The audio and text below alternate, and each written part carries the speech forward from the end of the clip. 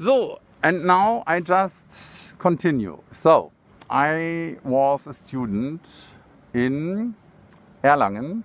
It's a city near Nuremberg, and there is a university, and the main university is in Erlangen, and a few faculties or parts of the university are also in Nuremberg, but the main part is in Erlangen. So I was a student in Erlangen from 1990, the winter semester, till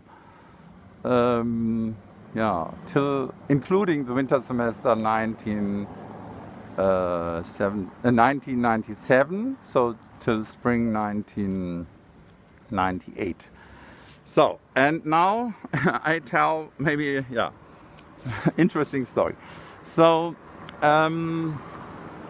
so I finished my school 1988 near Brunswick, and then I did my, it's a possibility to translate it, a consciences requirer. So I said I don't want to learn to kill human beings, so I did a civil duty or civil work in a hospital in Würzburg, and then I went to Franconia, it's an area in Bavaria, in the north, in Erlangen. So, and there I was a student, and I studied chemical engineering. It's like, you learn a lot of sciences like physics, chemistry a lot, so organic, inorganic, and also, a little bit biology, physics, of course. And but it was all for engineering, so I think I was more, in general interested often in sciences, and I maybe asked sometimes also the wrong questions. So I just was not able just to take it, like they calculated it, and then I just had to repeat it. I always asked deeper and wanted, and it was okay. It was maybe in the end the wrong study course for me, and so I changed then to become a teacher with English and music. I was quite interested in music also as a pupil. I started piano in the age of I think 10, 11 roundabout. It was once in for Christmas, so before Christmas I said, I like to play, I like to learn piano, and then there was like a voucher to Christmas there, and said, yes, Peter, now you get piano lessons. And so a female teacher, she was already in the 70s, and it was Annie von Salzen. And Annie von Salzen lived in Brunswick, so we are near Brunswick. And so she came once a week, I think often, the most time on Wednesday in the afternoon, into our house. And so I learned piano. And if you ask me why I learned piano, it's interesting. I was also asked here in Koblenz when I studied music here. So the one thing is, I remember my father played piano, and I was interested in it. Another thing is, a lot of music was around, and a third one is, in school, in the 5th grade, there was a situation, another pupil, I think we had joined courses from different classes in the 5th of music, and one pupil or one colleague, like a colleague or a colleague or fellow pupil, played piano, and I thought, maybe I can do it in the same way, or maybe a little bit better. But it was a little bit like so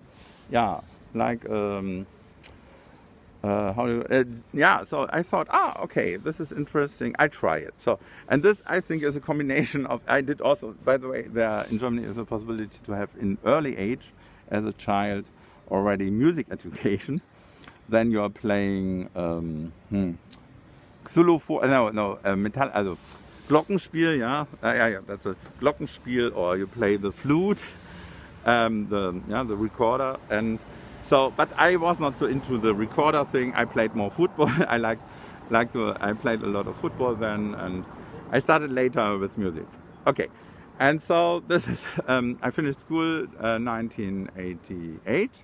Then I did my civil duty in Würzburg, and then I started 1990 my study career in Erlangen. So I enrolled there. By the way, it was a little bit special because it's Bavaria, and I had a special check of my mathematical, how do you call it? Number, my Zensur, my grade, my grade in mathematics, and also if I had enough languages. So I did, by the way, Latin and also ancient Greek, but also English and German. And I say always, music is also a kind of language, but it did not count. So, but they agreed, and I was allowed to study in Erlangen.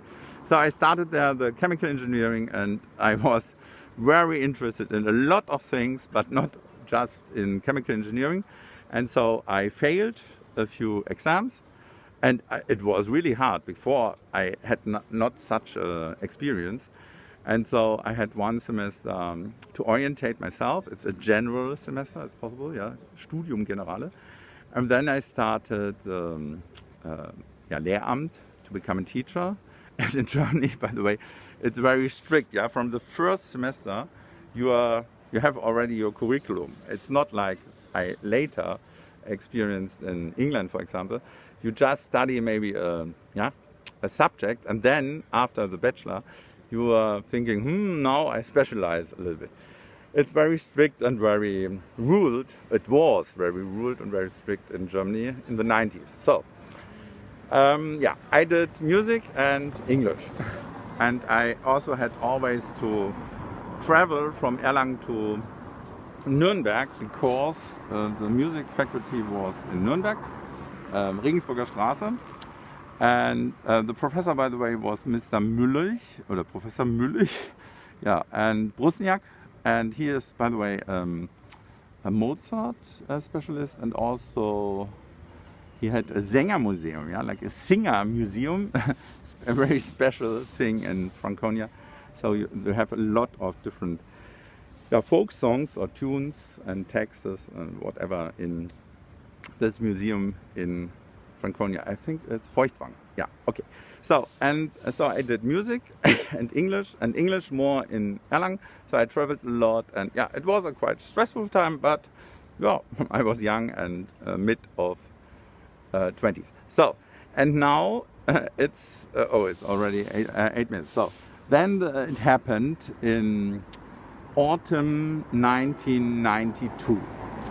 We sat together in the ESG. I was new, it was, by the way, a new building in this time, so it was like, they were able to build it because all the decisions were made before the reunification happened, because after the reunification, the money became short in Germany for different projects, but the Protestant Church did this decision to build this building there in the Hindenburgstraße in Erlangen before the reunification happened, and so it was fixed. And then it happened that the new ESG, Evangelische Studentengemeinde Erlangen, was built there. And by the way, in the backyard or in the garden behind this new building, there was also a bungalow or a villa.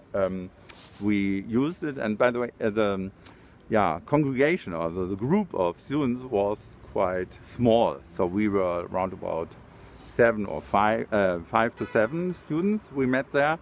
And before it was maybe, there were more, but because of this change of the buildings and the whole situation, it became less. So then in the autumn 1992, we sat together, and the vicar or priest or pastor, I think that's the right term, Maser, asked, what could happen in Germany because of reunification? And so we brainstormed, and I remembered, I like children TV, but by the way, it was in the north where I grew up, and we had just on, I think, Thursdays in the afternoon from 4 to 7:30, around about 90 minutes for different short animated movies like Wiki, yeah, so they were a little bit like Disney, but they were produced in Japan. So it was like animes a little bit, yeah, but very simple. So it was Wiki, it was Simba, der weiße Löwe, it was Heidi, yeah, it's a tale from the Swiss mountains. Pinocchio is an Italian one. What else? So we had different series. Simba hatte ich schon, oder Captain Future, this was something for the future. So it was always interesting. I liked also, by the way, often the title music. Yeah, so Biene Maya, by the way, yeah, it's also also I think a story from a female author, by the way, from I think Austria or Switzerland. Bonse heißt. I think Bonse is her name. Okay, and so this was my children TV experience, and it just on Thursday afternoon, and that's it. So we said also in 1992, what would be if there would be a whole channel just for children? So and the question was, what's the name? Yeah, Children's Channel. Yeah, simple. And so in the end, and I looked it up, 1997 in Erfurt, they started with, in German, Kinderkanal. And once again, we were all students, more for to become a teacher. We were not into media in general. And I would say the image of media in general was also not the best, in my opinion. And so it was just an idea. So, okay, and he notated it down and said, okay. Then I watched always MTV, music television. I looked it up. They started 1980 in USA and came to Europe, also to India. And so it's a kind of imperialism, of course, but that's the reason why I knew music of American musicians like Michael Jackson or Madonna, or all these movies or short videos they were shown on MTV. And I said just the idea, what's about to have just MTV in German? And the vicar or the pastor asked back, and what would you say? What is your idea? What's the name of MTV in German?